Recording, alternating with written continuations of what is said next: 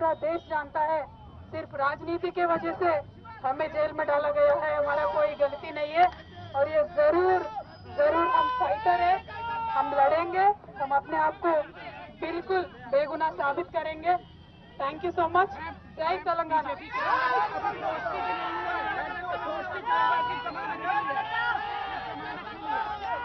ఎవరి గురించి చెప్పే అవసరం లేదు, మనము నేను తెలంగాణ బిడ్డను, నేను కేసీఆర్ బిడ్డను, నేను తప్పు చేసే ప్రసక్తే లేదు, నేను మొండిదాన్ని మంచిదాన్ని అనవసరంగా జైలుకు పంపి నన్ను జగమొండిని చేసిండ్రు।